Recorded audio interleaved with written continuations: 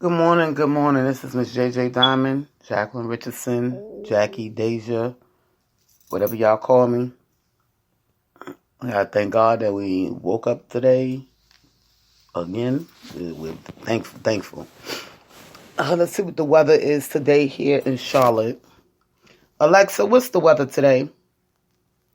In Charlotte, it's 29 degrees Fahrenheit with clear skies and sun. Today's forecast calls for more of the same, with a high of 52 degrees and a low of 26 degrees. Ooh, it's cold. Time to put on a coat, y'all. Well, I want to tell you about this story, my experience yesterday. Now, you know how we thank the Army vets, Navy vets, period. We thank the nurses, the doctors, pilots, fire department, sometimes even the police, the ambulance, the medics. We always, hospital workers, we always tell them, thank you for your service, because they took on a job that could consist of saving a life,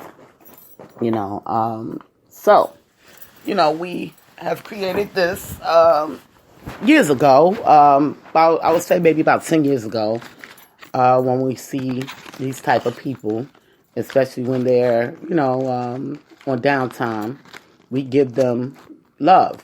We tell them thank you for your service, Granted, a lot of the cities, it's like Charlotte, they didn't recognize them until the COVID struck, when we've been doing this for the last 10 years. Well, I ran into this nurse yesterday, right? She was driving. Now, I didn't know she was a nurse. Only reason why I know she was a nurse is because she has it on her license plates, okay? So she's broadcasting to the world she's an RN. So I pull up beside her, and I look over, and, she wasn't looking. She was looking straight, so I tapped my horn a little bit. And she turned, and I, did the lip thing, but really wide because, some people can't read lips. So I said, thank you for your service. And, I was actually screaming it a little bit as well, but I was doing it, with my lips, wide, thank you for your service type thing. So she got an attitude. Ooh-wee. She got an attitude. She was in a black Benz, right? So Charlotte, if y'all see this RN, this black Benz truck with RN on the back of it, she's a mean something, okay? So y'all want to make sure y'all don't touch base with her in the hospital because nurses like that, those are the killers, okay? And you got to beware of those, okay? You don't want to be calling them too much because they're going to flip out on you, So I'm like saying to myself, like, wow, I'm trying to tell you thank you, and you spazzing out. Is that a person we want taking care of us? So, they need to really evaluate some of these care workers, especially nurses, because they come in more contact with people than anyone, when they're in a hospital. So we gotta look at stuff like that, when you get one of the nurses that's just out of whack in the hospital, or she come in with an attitude or snappy, you ask for another nurse. Ask them to move you to another room, because if they say, most of the time, one nurse covers, a certain part of the ward, and they may have to move you to another room because that nurse is just doing too much, and then you don't want to be too ignorant because she has the care over your life, or he, because, men are nurses as well. He or she has the care of your life. Any given time, they can put anything in your IV to harm you. You know what I mean? And nobody will ever know about it. So that's the thing about being in the hospital. This is why I don't like going to the hospital. I have to feel very, very comfortable with the state in order for me to physically, how can I say it? This is why I've been taking care of myself like heavy here in Charlotte, and praying every day that I don't have to touch base with the people in the hospitals here, because you don't know who you're dealing with. And It's something to think about, people. When these people have your life in their hands, and they're ignorant, they have attitudes, you don't know how they really feel inside, and then they're giving you attitude, negativity, and you saying, wow, this is the person that's going to care for me. Am I going to make it out of here? And this is why a lot of us don't go to the hospital, because we don't want to be taken care of by people that really don't like their jobs. You know what I mean? And pick and choose who they feel like they want to care for.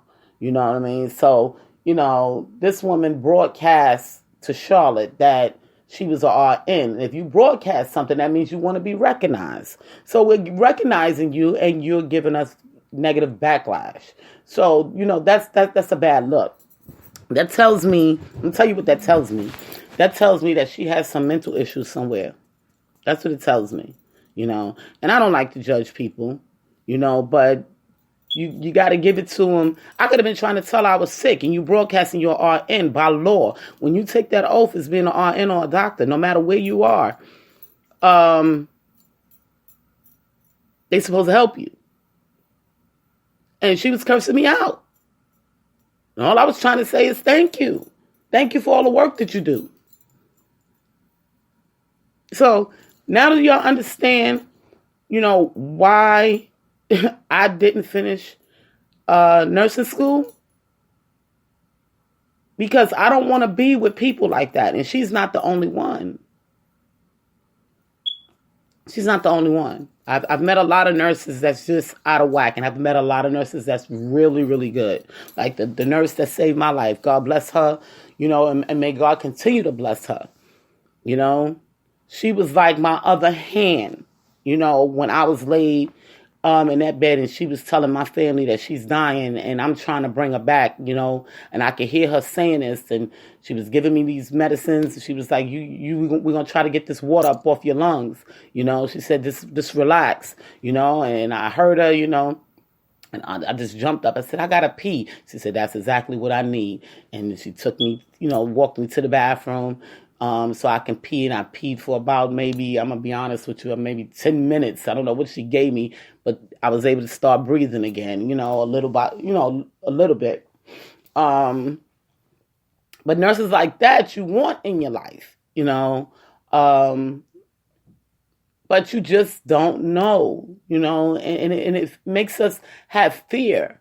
And they got to learn, these nurses have to learn, and the doctors too, they have to learn that we're human beings, and we're putting our lives in their hands, and we want you to we know that you're not God. So you are just, when you make this diagnosis of whatever's going on with me, you're doing it based on the knowledge of what you've learned at school and what you've experienced, okay? And we're trusting you because you've been to school for so long.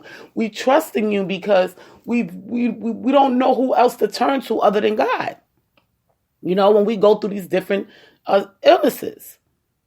But for you to act ignorant, mean, oh, you don't know what you're talking about, but I'm the one that's a doctor, but I'm telling you what's going on with my body. I know what I feel like. We shouldn't have to go through that as human beings. And it's sad. I've seen doctors mess up, and they mess up so bad where a person does die. And they will come to the people and say, listen, I'll pay for the funeral because I messed up. But paying for the funeral, we lost our family members. You know what I mean? So, I say this to say, when you become a doctor, and I'm just telling the new generation is, when you become a doctor, you have to be dedicated to what you do. You know what I mean? This is why a lot of the doctors come up out the hospitals and have small practices, because they're able to pass you off onto someone else if they feel like you're that sick and you need to be seen by further, other doctors, okay? But your death won't be on their hands and on their watch, okay? So it's a reason why they do these things, and I get it and I understand. But sometimes they get death on their hands as well because they're prescribed the wrong medications. And that's what kind of happened to me when I had pneumonia. My doctor gave me the wrong antibiotic. He did not want to follow the rules of what, and the same thing here in Charlotte. I had to flip a tizzy for these people to give me the right antibiotic that would cure me so I will not get pneumonia. Okay? He decided he wanted to try this new antibiotic. Okay? And by him trying this new antibiotic on me, guess what happened? I got worse and worse and worse. Okay? Until I almost died. So we take a chance every time we go to the doctors. And this is why, like I said, I try my best to take care of myself so I don't have to face these people. Even though the government tells us, you got to go to the doctor once a year. You got to do this. You got to do that. You got to da. Who wants to face people that don't really care? I mean, this is the reality of it. They don't really care. They're there for the money, or... it's very hard to find people, and I mean doctors, nurses, that really care about the actual individuals. When I was in school recently to get my CNA redone, because I had to do it for years. I was working at Christian Community in the Bronx. And he closed down. All those records was gone, and they said that you have to do everything over anyway. So, long story short, when I was in school recently, this was recently, like this year during COVID season, okay, they were saying that they depend on the CNAs because they care more than the nurses, and it's sad that that's the way it is, So people, take care of yourselves, because we got bad people out here, and I don't like judging people, but when it comes to your life, when it comes to you living or dying, you have to beware. Okay? And this is one of the reasons why, during this COVID season, a lot of people panicked because they didn't want to have to go to the hospital. Okay? Because of the things that they've seen. But this podcast is really about, I just wanted to throw that out there. I wanted to tell you about what I experienced yesterday. It was like unreal. You're taking everything that I've built for the last 10 years away from me because I like thanking people for services that they do. And now I'm turning my hats off to people, especially the ones that's been in the hospital with the people with the COVID, taking my hat off to you. And you getting angry with me. I didn't create the COVID. I understand your pain. That's why I'm telling you, thank you for your service. But she made the nurses look bad. So if y'all know a nurse with a black Benz and y'all listen to this podcast, y'all make sure y'all check her and let her know what she's done wrong. And she represents y'all because she broadcasted it to the world. And it's something else another nurse did to me, and we're going to get into that. When I bring up this podcast, when we're talking about inconveniencing people, we're going to talk about inconveniencing people in general. When you want somebody to do something for you, whether you're paying them or not, there's a time frame, that people do things, because people have lives, Just because a person is working or at home, it doesn't matter what they're doing. They have a life. And you can't inconvenience people. And I'm going to tell you about this other nurse. I was down at the hospital. I believe it was a Novant. I think it was a Novant. And she ordered, I was doing my Instacart, she had ordered some stuff. Okay, she wanted some sandwiches or whatever the case may be.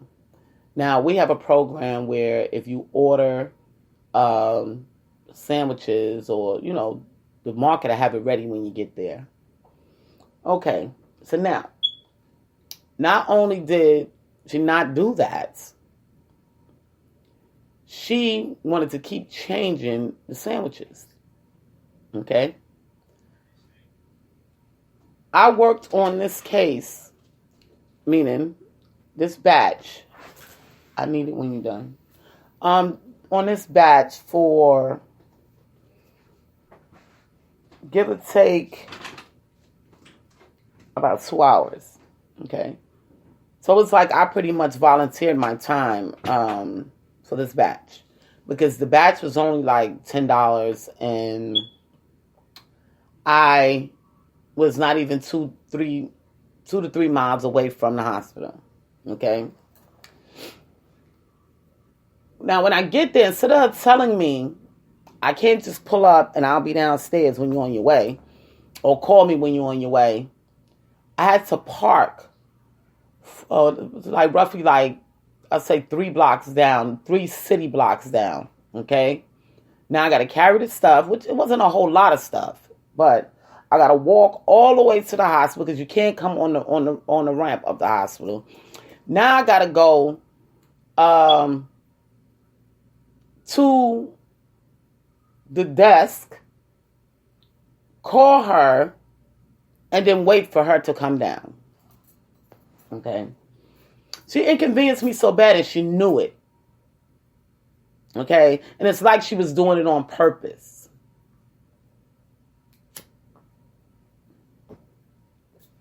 We have to beware of people like that. And they're out here. Just because a person got money, just because they got an education, don't mean that they're good people. Okay? So I just want to throw that out there. People can be evil. Instead of her coming downstairs saying, I'm sorry, Jacqueline, what I've done to you. I will try to do better the next time, or whatever the case may be. This is why, like, I like Uber, because Uber allow you to talk about your rider. If your rider was disrespectful, evil, mean, whatever the case may be, or inconveniencing you. Where Instacart don't have that as of yet, so we can't ban certain people that buy food. We can't ban them. They can order again. But we should be able to let them know what these people do to us sometimes. Now, Charlotte be wanting me to take batches in the city, and I can't go. I don't like working in the city with the money because they're evil. Okay, they demons. I'd rather go to the suburbs, and I'm gonna just keep it real with you, because the people in the city with money inconvenience you. Okay, and that's what people feel like they, when they got money, they feel like they can inconvenience you. Because they feel like, okay, you need me, I don't need you. But technically, I don't need you. Okay? I'm helping you out. I'm out here making sure you get some food, because I could have let the bat sit. A whole bunch of us could have let the bat sit, because we have the option of that. I've seen batches sit on my app sometime for two days. To where my Instacart has to say, okay, we'll give you extra money if you take the batch. Because we know the name. Okay, so we will, what they call it, not block you, put you on a blacklist. Because we know who you are and we know how you act.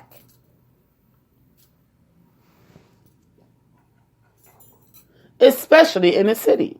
Now, granted, I've ran into a lot of other good people in the city, I prayed about it and hoped that I never got another hospital batch, so I wouldn't have to deal with it, And then you making all this money, you couldn't even give me a decent tip after you inconvenienced me. So that tells me that you just didn't care. And that's the thing that they say about nurses. Nurses are very cold. They're cold-hearted people. They take it as you just a number. If you die, they cover you up. And that's that. They move on to the next one. And it's sad. It's really sad that they're like that. But then you have some, but they have to be like that too. Because if they get emotional, they won't be able to do their jobs. So I understand. I do understand.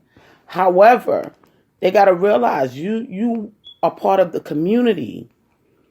And people are going to see you out and about, especially when you broadcast it, But you can't inconvenience people. Because people are going to remember these things, and they might remember you. See, she didn't want me to see her face because she know what she's done. And if I ever had to go to that hospital, I'm going to say that's that woman. So she wanted to send somebody else downstairs. Own up to your mistakes, people. If you've done something wrong, apologize. Recognize it. It's nothing wrong with saying I'm sorry. It's nothing wrong with saying I apologize. I was wrong. Because we're all human beings. And we make mistakes. But you don't have to hide behind it. Because if you're doing it on a regular basis, I can see you hiding behind it. Because you're just an evil person. But if that is not in your character, and that is not in your nature, then do things right. People say, why I'm so loved. I'm so loved because I do things right. I treat people fair. And if I've done something wrong and someone brings it to me, I apologize. I don't have a problem with that. I've been through a lot of inconveniencing moments recently where people felt because they had money that they can constantly inconvenience me, and it makes you get to the point where you don't want to do anything for anyone, no matter how much money you have, no matter how much they're giving you, you just don't want to be bothered because they act like you don't have a life, and you don't have things that you have to do.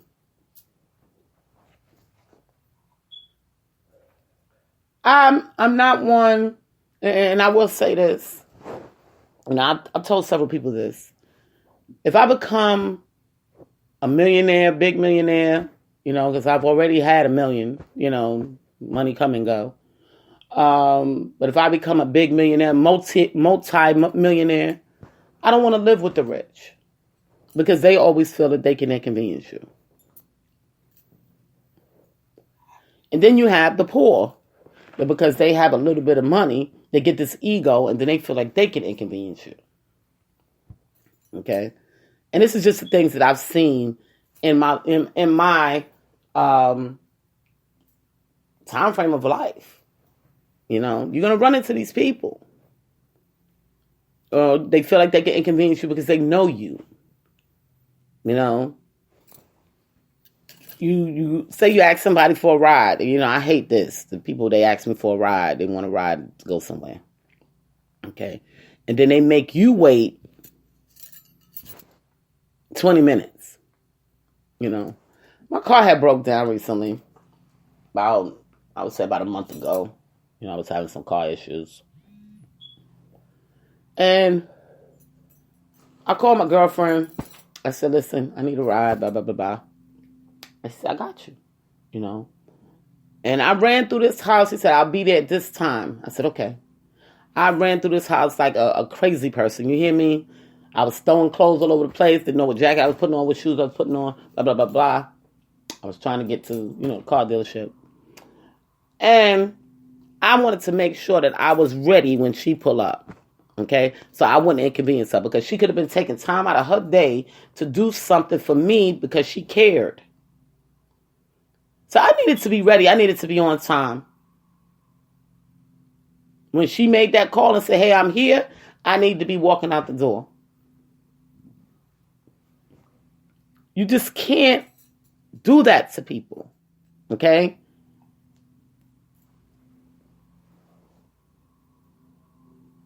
If people are taking time, because they don't have to do anything for you. And this is just the facts. People don't have to do nothing for you. If you ask them, they still don't have to do it for you. Just like people don't have to say good morning. Okay? And this is why we reply with good morning, because they didn't have to say it. They was being kind enough to say, hey, good morning, And we've learned to reply with good morning, because they didn't have to even pay you any mind. You could have just been like a dot on a piece of paper and they walking past you. People don't have to do anything. So when they do it, we acknowledge it. This is the way it works, people. The world has changed so much. And this is why everybody's so evil. Everybody's so arrogant. Everybody is they think so stupidly these days. Even people that claim to be nice or loving can be demons as well. Okay. And you have to watch them as well. I've seen some people and I'll be like, yeah, they nice. This person is good. That they treated me good, but that don't mean they treated everybody else good. So you got to watch out for those type of people too. They put up a mask and eventually they'll show you their true colors as well. So you gotta look out for things like that too. People can be, what's the word I'm looking for? How can I say this? Iffy. People can be real iffy. Okay. Now I'm the type of person that, I'm straight front and forward with everyone, and like I said, I'm a human being as well, so I make mistakes as well. But if you tell me that you felt like I made a mistake and I sit back and I think about it, I will come back to you and I will apologize. Or if I made a mistake not even knowing, and I'd be like, oh, well, maybe they're right. Okay, I'm sorry. I apologize. I don't have a problem with that because I'm a human being. I make mistakes. We all make mistakes. This is why Jesus died on the cross for our sins, because we make mistakes. We do things sometimes just not even recognizing it. And then when you're around other people, this is the other thing. When you're around other people that's always doing negative, you learn to pick up their habits as well. So sometimes you have to check yourself. Like, that is not me. Hold on. I'm not into this. Because they will build a whole nother character of you. That's what we call creating a monster. That's what we call that. And then you're looking at them like, damn, you done picked up who I was, plus more. So you got to watch for those type of things too. People, and I say it again, can be very iffy. That's why I personally pick and choose the people that can be in my circle and can be around me. If I see any iffy mess with you, I'm not dealing with you. I deal with you with a long-handled spoon. If I see that you have fear of me and I am an upfront person, I still won't deal with you. Because there's no reason for you to have fear of good. Because I already know who I am. And I've been this way all my life. Only thing I can say about myself is I will let you know where you're messing up at. And if you're the type of person that can't take constructive criticism, that's sad. Because you're going to have it hard in this world. I will give you constructive criticism if I feel like you need it. Because some people will have this ego that's like up the walls, and think they're really doing so much. And and in actuality, they're not. And I'm the one to let you know. And that's what some people love me for it and some people hate me for it. That's why I made that song, Love It or Hate It, because some people will really hate me for being honest. You know what I mean? I'm a very honest person because there's no reason to lie. Why do I need to lie to you? Okay? And I've been like that since I was very, very young. Because I was taught that. Don't lie. That's why I couldn't understand when my little brother was being hurt. And I'm telling my family, this is what's happening. And they wasn't listening until my brother died. I couldn't understand it. It really boggled my mind because I was always taught not to lie. I was always told about the story of Pinocchio. I was always told about the story of the the wolf, the boy that cried wolf, and was told. I was told this very, very young. My grandma Doris taught me this. God bless her soul. You know, she died really young, and she took care of me. You know, she took care of me when I was, you know, from from a baby to age 9. You know, and these are the things that she taught me. You know, you don't lie. Always tell the truth. Try to always tell the truth. You know, so I'll try my best always to try to tell the truth and be as honest as I can. And people take that as, you know, that it's a flaw. It's not a flaw.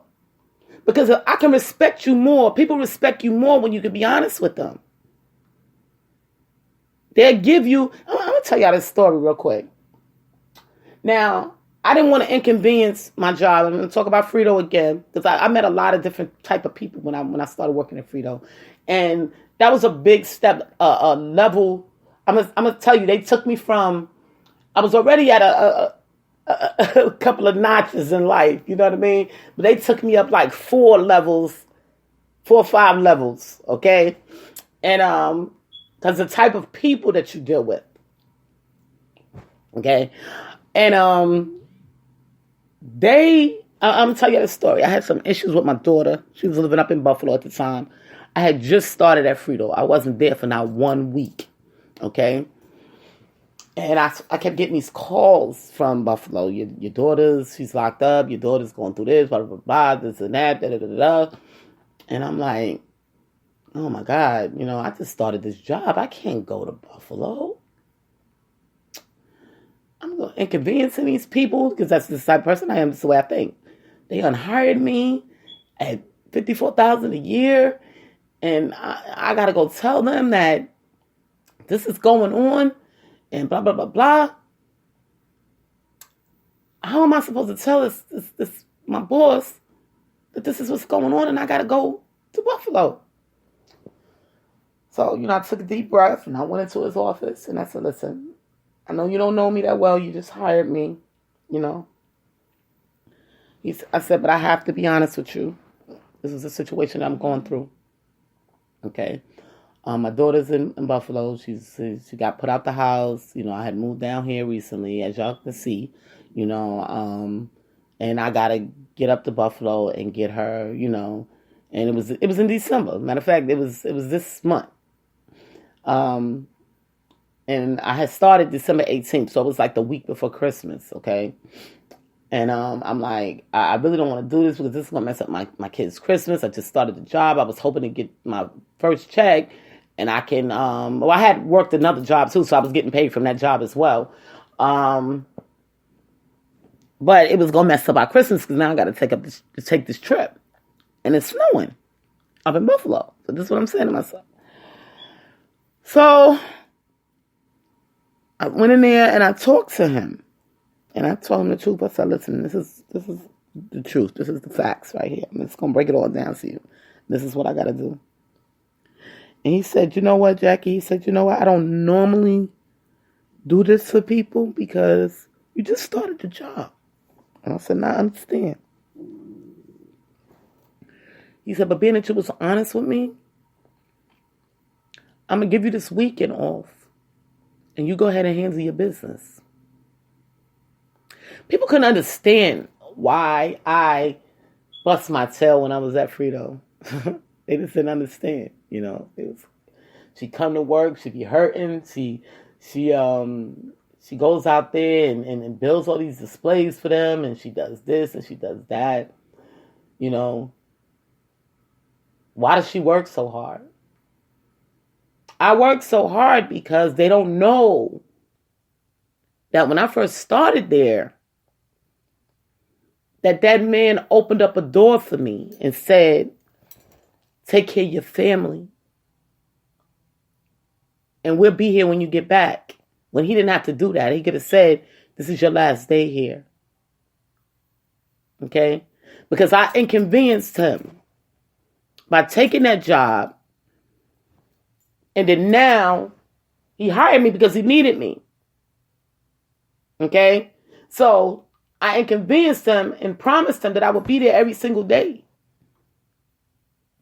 But unfortunately, life situations come up. And he understood, you know, and people just couldn't get why I came to work every day, why I would go above and beyond, because I made a promise to the company. He used to call me crazy. And I dealt with it. I didn't care. My only person that knew what it really was that man that opened up that door and said, even though I gave you this job and you told me that you would be here every single day to do your job, I'm going to give you this because I know what it's like to have family and you don't have nobody to help.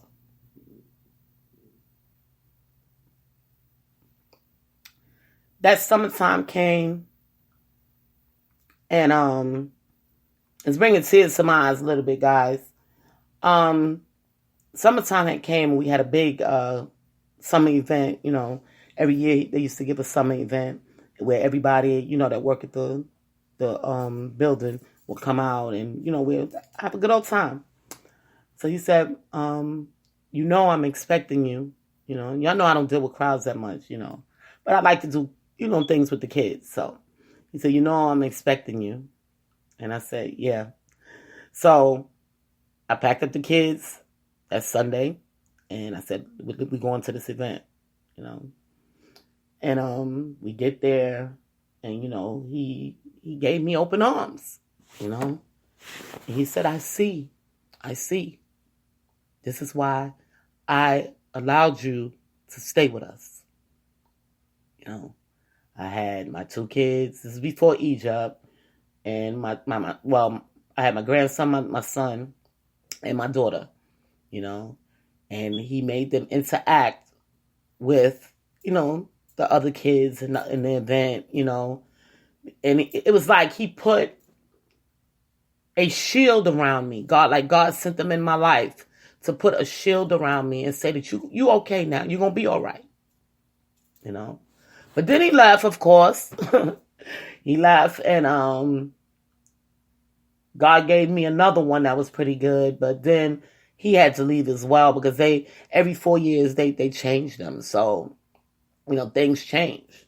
However, that was the reason why I dedicated myself, because I inconvenienced him. Okay?